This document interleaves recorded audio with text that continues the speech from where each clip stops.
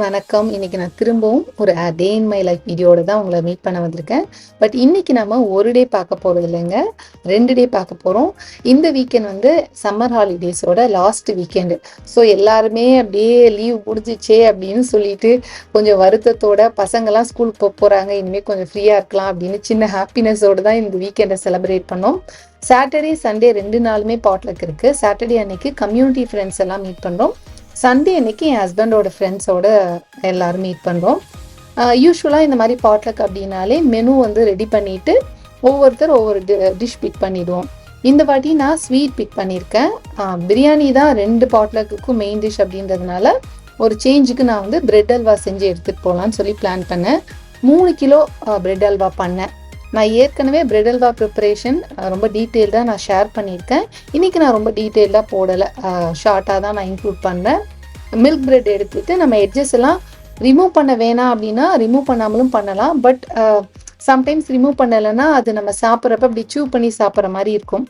சில பேருக்கு அது பிடிக்காதோ அப்படின்ட்டு நான் ரிமூவ் பண்ணிட்டேன். வீட்டுக்கு நான் பண்ணேன்னா எட்ஜஸ் ரிமூவ் பண்ண மாட்டேன். இதை நாம் வந்துட்டு நெய்யில் நல்லா பொரிச்சு எடுத்துக்கணும். இன்றைக்கி நான் வந்து ஆயில் தான் யூஸ் பண்ணேன். ஏன்னா நிறைய அப்படின்றதுனால அந்த கீ என்ன பண்ணுறது, திரும்ப யூஸ் பண்ண முடியாதுன்றதுனால நான் ஆயிலே யூஸ் பண்ணிக்கிட்டேன். ஃபைனலாக கிளறப்ப கொஞ்சம் நெய் சேர்த்துக்கலாம் அப்படின்ற பிளான் தான்.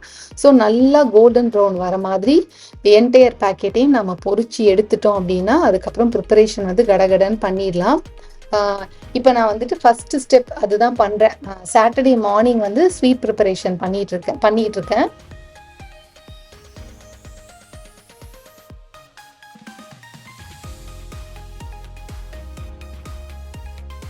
எல்லா பிரெட்டையும் பொரிச்சு எடுத்தாச்சு. கிளற ஈஸியாக இருக்கும் அப்படின்றதுக்காக இதை நான் வந்து சின்ன சின்ன பீசஸாக பிச்சு எடுத்துக்கிறேன். சப்போஸ் நம்ம ஒரு 10 பிரெட்டு தான் போட்டு பண்ணுறோம் அப்படின்னா நம்ம இந்த ஸ்டெப் கூட தேவையில்லை. டைரெக்டாகவே நம்ம பாலில் போட்டுட்டோம்னா சட்டுன்னு ஊறிடும். ரொம்ப நிறையா இருக்கிறப்ப நம்ம இந்த மாதிரி பிச்சு போட்டுட்டோம் அப்படின்னா ஈஸியாக வந்து அது பாலில் ஊறிக்கும், அடி பிடிக்கிறத நம்ம அவாய்ட் பண்ணலாம்.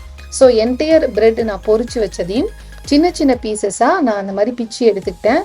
பால் வந்து இன்னைக்கு நான் 2 லிட்டர் பால் எடுத்துக்கிட்டேன். நம்ம பால் காய்ச்சாத பாலாக இருந்ததுன்னா ஒரு வாட்டி காய்ச்சி வச்சுட்டு அதுக்கப்புறம் நீங்கள் செய்ய ஆரம்பிங்க. அதே மாதிரி இது வந்து நம்ம பால்கோவால எல்லாம் போடுவாங்கல்ல, இந்த பிளெயின் ஸ்வீட் இல்லாத கோவா, அது வந்து பார்த்தீங்கன்னா ஒரு பேக்கெட் நான் கடையிலேருந்து வாங்கி வச்சுருக்கேன். இதையும் நம்ம நல்லா உதுத்துக்கிட்டோம் அப்படின்னா நமக்கு கிளறப்ப ரொம்ப ஈஸியாக இருக்கும். சப்போஸ் உங்களுக்கு இது கிடைக்கல, இந்த கோயா கிடைக்கலன்னா மில்க் பவுடர் இருக்கும்ல, அதுவுமே யூஸ் பண்ணிக்கலாம். 2மே பண்ணலாம். பட் இது போட்டோம் அப்படின்னா நல்ல ஒரு க்ரீமியாக டேஸ்ட் இன்னுமே கொஞ்சம் சூப்பராக இருக்கும். ஸோ இதையும் நல்லா உதுத்து எடுத்துக்கிட்டேன். இது 2ம் பண்ணிட்டோம் அப்படின்னாலே நமக்கு வந்து பார்த்தீங்கன்னா அதுக்கப்புறம் கிளற வேலை தான். எனக்கு டோட்டலாக வந்து பார்த்தீங்கன்னா 2 ஹவர்ஸ் ஆச்சு இந்த 3 கிலோ கிளறி வரத்துக்கு. அடுப்பு நல்ல பெரிய நம்ம ப்ரொஃபஷ்னல் பர்னராக இருந்ததுன்னா இன்னும் கொஞ்சம் சீக்கிரம் பண்ணலாம். பட் இந்த கேஸில் வந்துட்டு மேக்ஸிமம் ஹீட் வச்சுமே எனக்கு இது கிளறி முடிக்கிறப்ப அவ்வளோ நேரம் ஆச்சு. 2 லிட்டர் பால் நான் இப்போ பாத்திரத்தில் சேர்த்துக்கிட்டேன். பொங்கி வரணும்னு தேவை கிடையாது. இது நல்லா காஞ்சி வந்தோடனே நாம் வந்து பிரெட்டு போட்டுடலாம். சைடில் வந்து நான் நெய் காய்ச்சிட்டு இருக்கேன். அதில் முந்திரி பருப்பு வறுத்து சேர்த்துக்கலான்னு சொல்லிட்டு பால் நல்லா கொதி வந்தோடனே ஃபஸ்ட்டு ஸ்டெப்பு பிரெட்டெல்லாம் சேர்த்து இதை நம்ம ஜென்டிலாக இந்த பால் கூட கலந்து விட்டோம் அப்படின்னா அது ஒரு 2 to 3 மினிட்ஸ்லேயே பாலை நல்லா ஊறிக்கிட்டு நல்லா சாஃப்ட் ஆகிடும்.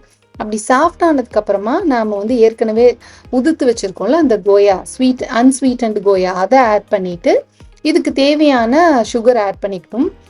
இந்த 2 பேக்கெட் பிரெட்டு 2 லிட்டர் பாலுக்கு எனக்கு கிட்டத்தட்ட இந்த 4.5 கப் சுகர் கரெக்டாக இருந்தது. ஏன்னா எல்லாரும் சாப்பிட்றது அப்படின்றதுனால ஓரளவு ரொம்ப ஸ்வீட்டாக இல்லாத மாதிரி நான் பார்த்துக்கிட்டேன். இது ரொம்ப பர்ஃபெக்டாக இருந்தது.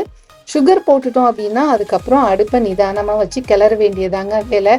ஒரு 10 மினிட்ஸ்க்கு ஒன்ஸ் நான் அப்படியே கிளறிக்கிட்டே இருந்தேன் அடுப்பை மீடியம் ஹீட்டில் வச்சு. ஏலக்காய் வந்து நான் மிக்சி ஜாரில் பொடி பண்ணி சேர்த்துட்டேன். ஏன்னா நிறைய ஏலக்காய் போடுறப்ப நான் எப்போவுமே மிக்சி ஜாரில் போட்டுட்டோம் அப்படின்னா நமக்கு கொஞ்சம் ஈஸியாக இருக்கும்னு சொல்லி அதில் பொடிச்சு ஒரு 15 ஏலக்காய் சேர்த்துக்கிட்டேன். ஏலக்காய் சேர்த்தோடனே நல்லா கமன்னு வாசனை வர ஆரம்பிச்சிருச்சு. நெய்யில் வறுத்த முந்திரியையும் இது கூட சேர்த்து அடுப்பை மீடியம் ஹீட்டுக்கும் கம்மியாக வச்சு பொறுமையாக கிளறணும் அப்படின்னா செம்ம டேஸ்டியான பிரெட் அல்வா ரெடி ஆகிடும். அதுதான் பண்ணிகிட்டு இருக்கேன். இப்போ வந்து பார்த்தீங்கன்னா 1/2 hour கழிச்சு கலர் சேஞ்ச் ஆயிடுச்சு. இன்னுமே நல்ல கலர் சேஞ்ச் ஆகி வரணும். அப்போ தான் நல்லா குக்காக இருக்கும். அப்படி இல்லைன்னா சாப்பிட்றப்போ ஒரு மாதிரி குழன்னு இருக்கும், அவ்வளோ நல்லா இருக்காது, அந்த அல்வா பக்குவத்துக்கு வராது. ஸோ ஒரு 1/2 ஹவரில் இப்போ இந்த ஸ்டேஜில் இருக்குது. அப்படியே அடி பிடிக்காமல் நடுவில் நம்ம கிளறி கொடுத்துக்கிட்டே இருந்தோம் அப்படின்னா கிட்டத்தட்ட எனக்கு ஒரு 1/2 ஹவர் வந்து பார்த்தீங்கன்னா இந்த பால் சேர்க்குறது, கொதிக்க வைக்கிறது, இந்த ப்ராசஸ்லாம் போச்சு. அதுக்கப்புறம் ஒரு 1.5 மணி நேரம், 1.25 மணி நேரம் ஆச்சு நல்ல ஒரு அல்வா திட்டத்துக்கு அது திரண்டு வரத்துக்கு. கிட்டத்தட்ட 80% ரெடி ஆயிடுச்சு. இந்த ஸ்டேஜ் வந்துருச்சு அப்படின்னாலே அதுக்கப்புறம் ஒரு 10 நிமிஷத்துல நல்லா எண்ணெய் பிரிய ஆரம்பிச்சிடும். எண்ணெய் பிரிஞ்சிருச்சு அப்படின்னா நம்ம நிறுத்திடலாம். இப்போ பார்த்தீங்கனாலே தெரியும் மேலே எவ்வளோ அழகாக எண்ணெய் பிரிஞ்சு நிற்குதுன்னு சொல்லிட்டு. இதில் பாதி வந்து இன்னைக்கு எடுத்துகிட்டு போகிறேன், மீதி பாதி வந்து ஒரு பாக்ஸில் வச்சுட்டோம் அப்படின்னா நெக்ஸ்ட் டே பாட்லக்கு எடுத்துகிட்டு போகலாம். ஹல்வாவை வேற ஒரு பாத்திரத்தில் மாற்றி வச்சுட்டு தான் நான் ரெடியாகி வந்தேன். ரெடியாகி வந்தப்போ மேலே நிறைய எண்ணெய் பிரிஞ்சு நின்றுது. அதை நம்ம அப்படியே எடுத்துடலாம். எடுத்து வச்சுட்டு நீங்கள் வேணும்னா வேறு ஏதாவது ஸ்வீட் ப்ரிப்பரேஷனுக்கு யூஸ் பண்ணிக்கலாம். இல்லைனா ரொம்ப ஆயிலியாக இருக்கும் சாப்பிட்றதுக்கு. ஸோ அதனால மேலே நின்ன எண்ணெயை எடுத்து வச்சுட்டேன்னா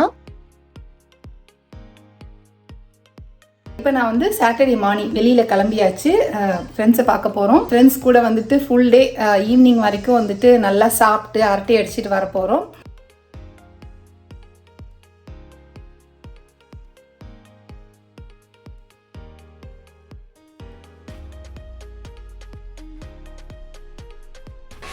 விஜய் சேதுபதி படம், அந்த விஜய் சேதுபதி படம் 2 ஹீரோயின் நயன்தாரா, சமந்தா. சரி அதுல என்ன பாட்டு? அது சொல்றோம் நாங்க உங்களுக்கு. அதையும் அந்த பாட்டா?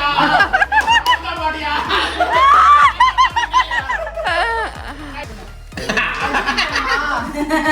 என்ன என்ன ஸ்விமிங் பூல் நீச்சல் படமா? இந்த படம் ஜெயிலரா படம் ராவணன் 10 தலை படம். 10 தலை படமா?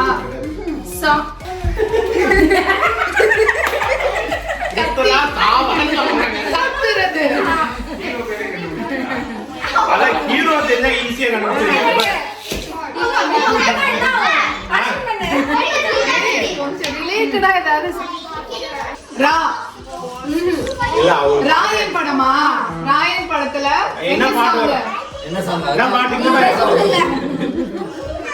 ஐயோ இங்க பாருங்க.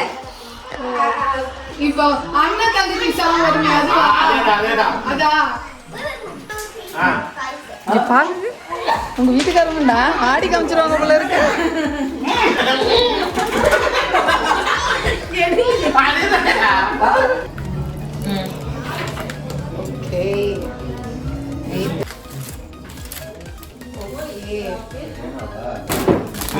சப்பாத்தி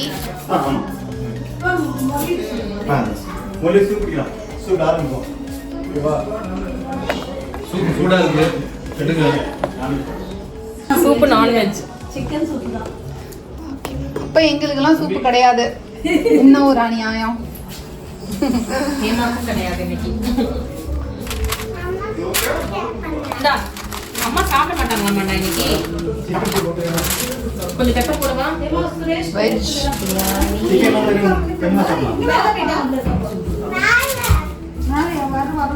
ஒல்லி நான்வெஜ் சூப்பு.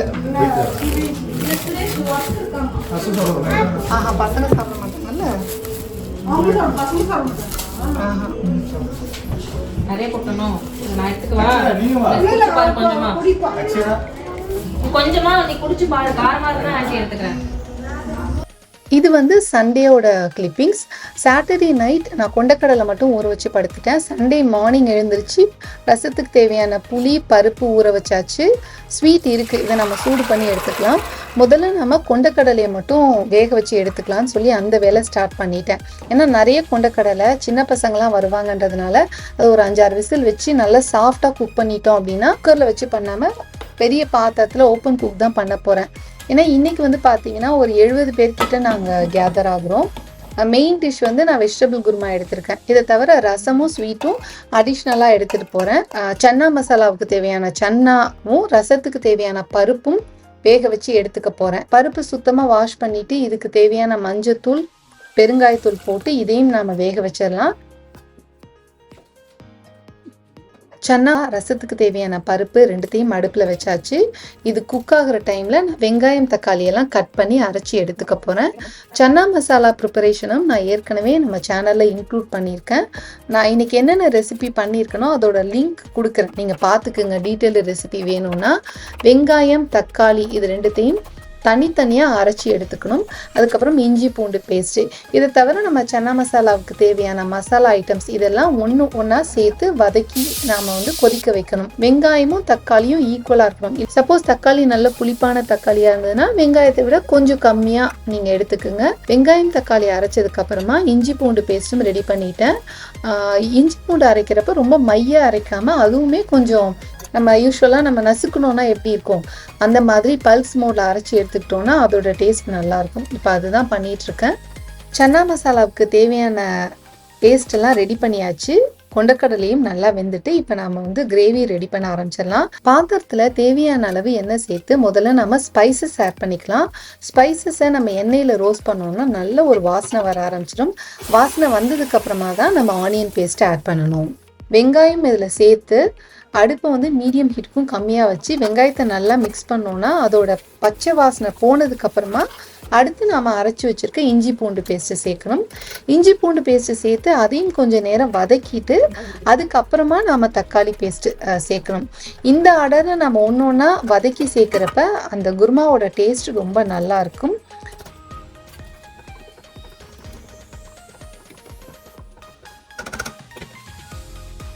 அடுத்து நாம் இதுக்கு தேவையான மசாலா ஒன்று ஒன்றா ஆட் பண்ணிக்கலாம்.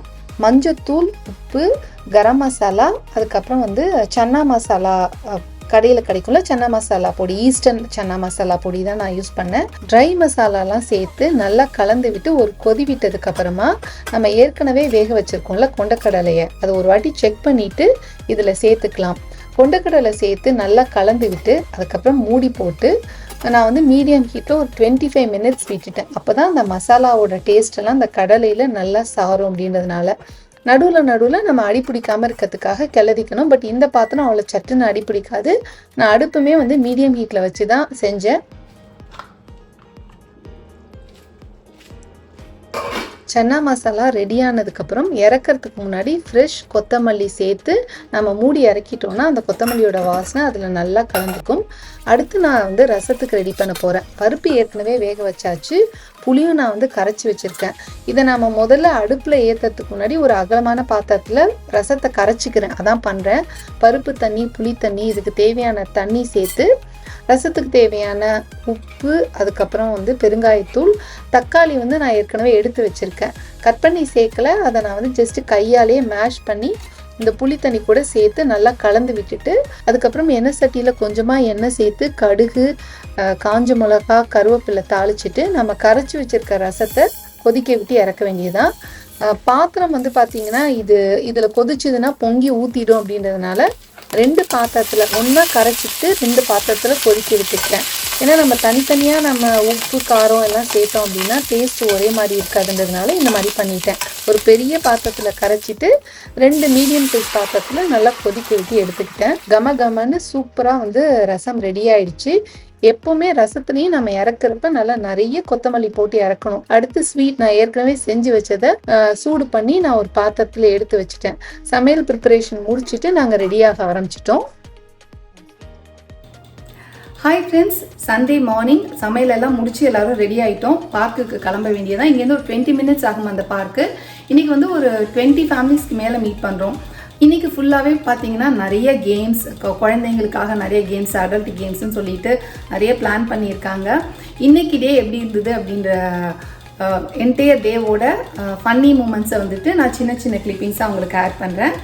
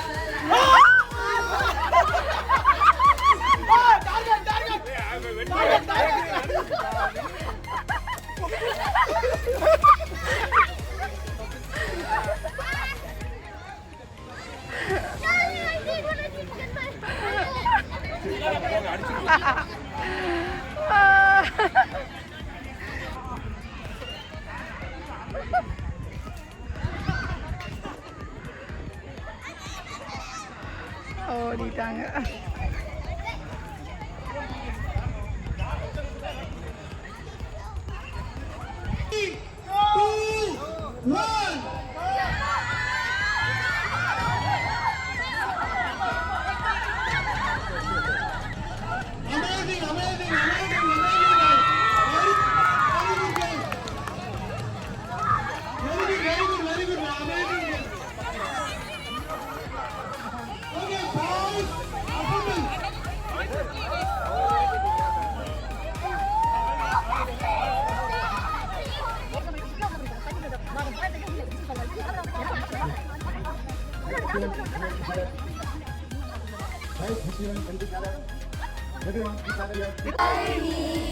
Happy birthday